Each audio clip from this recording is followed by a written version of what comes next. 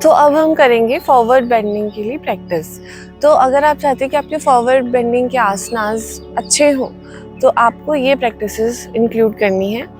अब इसमें हमें ध्यान रखना है, जो मैं अभी आपको करवाने वाली हूँ, अगर आपको हर्निएटेड डिस्क है, साइटिका है, कोई बैक इंजरी है या फिर लेग में हैमस्ट्रिंग इंजरी या फिर कोई और इंजरी है लेग्स में, तो भी आपको ये अवॉइड करना है। और इसमें हमें ध्यान रखना है कि हमारी स्पाइन स्ट्रेट रहनी चाहिए। चाहे हम कितना भी इसमें स्ट्रेच कर रहे हो फॉरवर्ड, हमें ध्यान रखना है कि स्पाइन हमारी स्ट्रेट रहे, हम उतना ही करेंगे।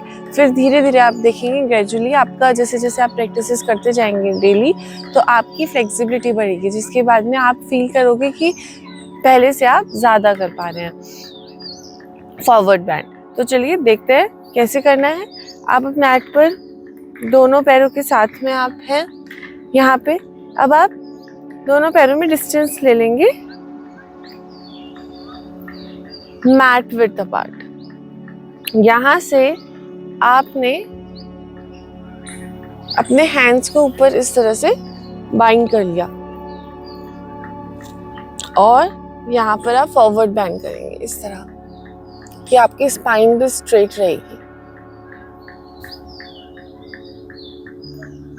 अब यहाँ से आपको अप एंड डाउन करना है इस तरह, इनहेल अप, एक्सहेल डाउन, जितना आप जा सकते हैं डाउन अप, इस तरह से आपको यहीं पर मूवमेंट करना है। इसे आप 20 टाइम्स करिए। शुरुआत में धीरे धीरे आप इंक्रीज कर सकते हैं टू 50 टाइम्स, 100 टाइम्स। तो आपको ये इस तरह से करना है।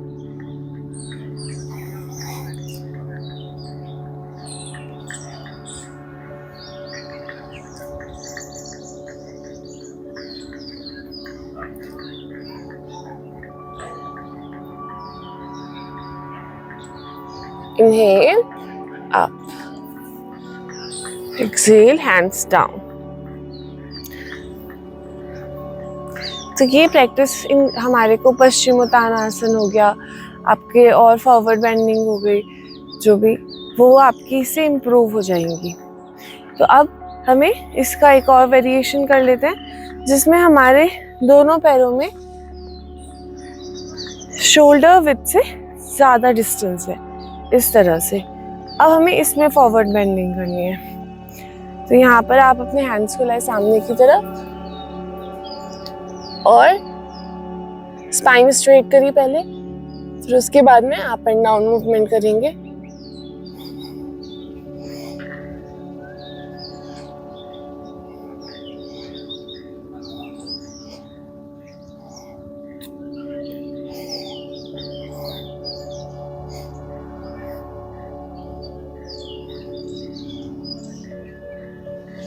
Inhale up, exhale hands down। अब आप अपने दोनों लेग्स को साथ में करके करेंगे। दोनों लेग्स आपके साथ में रहेंगे, हैंड्स को ऊपर इस तरह से आपने एक दूसरे से बाइंड कर लिया है।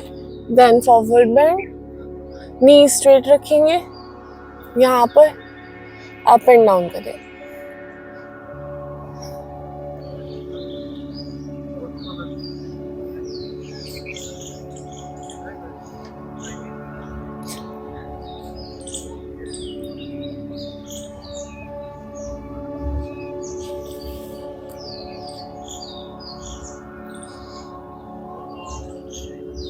Hands up, inhale, hands down, exhale।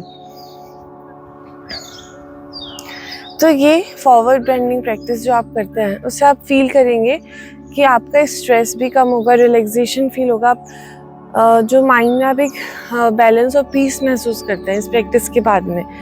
और आपके ये डाइजेशन के लिए भी अच्छा है। आपके एब्डोमिनल ऑर्गन्स जो हैं वहाँ पर जो ब्लड फ्लो है इसका आता है, जिसकी वजह से आप फील करेंगे कि डाइजेशन और मेंस्ट्रुअल क्रैम्प्स में भी जो पेन होता है उसमें भी रिलीफ मिलता है इस प्रैक्टिस को करके। इसके बाद में आप पश्चिमोत्तानासन प्रैक्टिस कर सकते हैं फॉर अराउंड 30 सेकेंड्स होल्डिंग, जिससे कि आपका बाय द टाइम धीरे धीरे आपका जो फ्लेक्सिबिलिटी है वो इंक्रीज होगी। तो पश्चिमोत्तानासन करने के लिए आपको दोनों पैरों को एक साथ लेकर आना है और आपके हैंड्स अप, इनहेल करेंगे आप और सामने की तरफ आएंगे एक्सहेल करते हुए। अब आप देखिए स्पाइन बिल्कुल हमारी स्ट्रेट रहेगी यहाँ पे। अब आपका धीरे धीरे हैंड्स को डाउन लेकर आना है।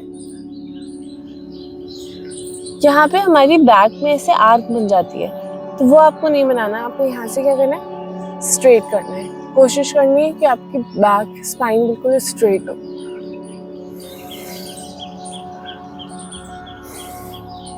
और फिर आपको अपने और फॉरवर्ड बेंड करने की कोशिश करनी है।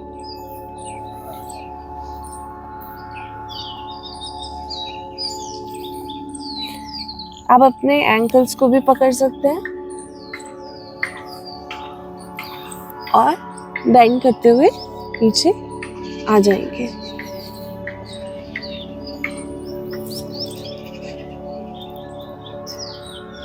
फिर होल्ड करने के बाद आप इनहेल करते हुए हैंड्स को लाएंगे सामने की तरफ ऊपर एंड देन एक्सहेल करते हुए डाउन। तो इस तरह से आपको ये सीक्वेंस करना है फॉर फॉरवर्ड बेंडिंग फ्लेक्सिबिलिटी के लिए।